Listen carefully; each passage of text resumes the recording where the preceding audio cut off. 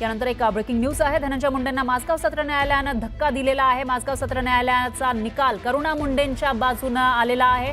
धनंजय मुंडे यांची आव्हान याचिका कोर्टाने फेटाळलेली आहे। एकीकडे या प्रकरणामध्ये आज पुरावे सादर केलेले होते करुणा मुंडे यांनी, तर दुसरीकडे आता माझगाव सत्र न्यायालयाने धनंजय मुंडेंना धक्का दिल्याचं दिसतंय। माझगाव सत्र न्यायालयाचा निकाल हा करुणा मुंडे यांच्या बाजूने आलेला आहे, ज्या धनंजय मुंडे यांच्या पहिली पत्नी असल्याचा दावा करतायत। आपल्याला पोटगी मिळावी अशी त्यांची मागणी आहे, तर दुसरीकडे त्या आपल्या पत्नी नाहीत असा दावा मुंडेंकडून केला जातोय। आणि याच प्रकरणामध्ये माझगाव सत्र न्यायालयाने निकाल मात्र करुणा मुंडेंच्या बाजूने दिलाय।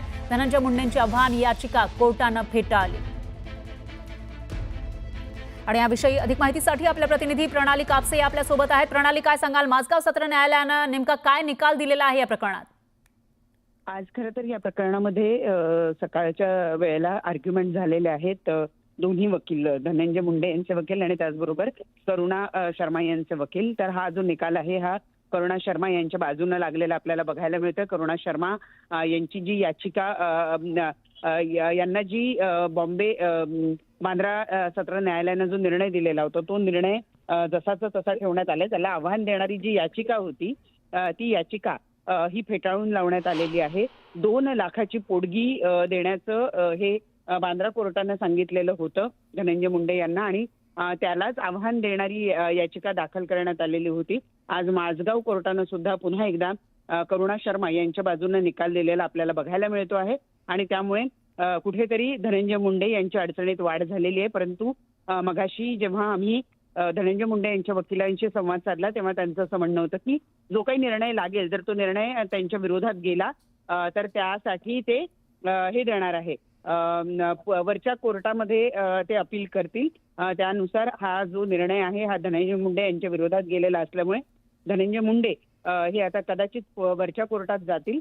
परंतु करुणा मुंडे यांच्या बाजूने निकाल लागल्यामुळे करुणा मुंडे यांना एक दिलासा मिळाला असं आपल्याला या ठिकाणी म्हणता येईल। निश्चितच। आणि आतापर्यंत ज्या ज्या कोर्टामध्ये ते गेलेले आहेत किंवा ज्या पद्धतीने युक्तिवाद या दोन्ही बाजूने झालाय त्याच्यामध्ये कुठेतरी करुणा शर्मा यांचीच बाजू ही जड राहिल्याचं आपल्याला दिसतं, त्यांच्या बाजूने निर्णय आल्याचं दिसतं। त्यामुळे पुढे नेमकं काय होणार तेही बघावं लागेल।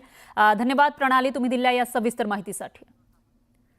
तर धनंजय मुंडे यांची आव्हान याचिका कोर्टाने फेटाळलेली आहे। बांद्रा न्यायालयाने पोटगी देण्याचा निर्णय दिलेला होता आणि त्याच निर्णयाला आव्हान देणारी एक याचिका माझगाव कोर्टामध्ये करण्यात आलेली होती। मुंडेंच्या वकिलांकडून मात्र त्यांना पुन्हा एकदा धक्का बसल्याचं दिसतंय आणि त्यांची जी याचिका आहे ती फेटाळण्यात आलेली आहे। त्यामुळे आता पुढच्या कोर्टामध्ये जेव्हा मुंडे जातील तेव्हा हा जो निर्णय आहे तो कायम ठेवला जातो का त्याच्यामध्ये आणखी काही वेगळा निर्णय न्यायालय देतं तेही बघावं लागणार आहे। तर दुसरीकडे करुणा शर्मा यांनी आज दुसऱ्या न्यायालयामध्ये आपणच धनंजय मुंडे यांच्या पत्नी असल्याचे पुरावे सुद्धा सादर केलेले होते। ते पुरावे हे बरोबर नाहीयेत, चुकीचे आहेत असा दावा मुंडेंच्या वकिलांकडून करण्यात आलेला होता। त्यामुळे आता या प्रकरणामध्ये पुढे नेमकं काय काय होणार ते बघावं लागेल। मात्र करुणा शर्मा यांची जेव्हा प्रतिक्रिया आलेली होती त्या प्रकरणानंतर, सुनावणीनंतर, त्याच्यामध्ये त्यांनी म्हटलेलं होतं की आपल्यासोबत लग्न करण्यासाठी जो पुरुष तयार होईल त्याला 20 कोटी रुपये दिले जातील तशी ऑफर आहे। धनंजय मुंडे यांचे जे हस्तक आहेत किंवा त्यांच्या बाजूचे जे लोक आहेत ते तशी ऑफर देत आहेत असा एक खळबळजनक आरोप केलेला होता करुणा शर्मांनी। आणि याशिवाय आपल्याला त्या काळामध्ये 96 मध्ये हिरोईनची ऑफर होती तरी सुद्धा आपण लग्न केलं धनंजय मुंडेंसोबत आणि त्यांच्यासोबत आपण राहिलो एक चांगली बायको म्हणून, असा दावा सुद्धा करुणा शर्मा यांच्याकडून करण्यात आलेला आहे। त्यामुळे आता पुढे नेमकं काय होणार ते बघावं लागेल। तर पोटगी मागितलेली होती करुणा शर्मा यांनी आणि त्यानुसार बांद्रा न्यायालयाने तसा निर्णय सुद्धा दिलेला होता, मात्र त्याला आव्हान मुंडेंकडून देण्यात आलंय।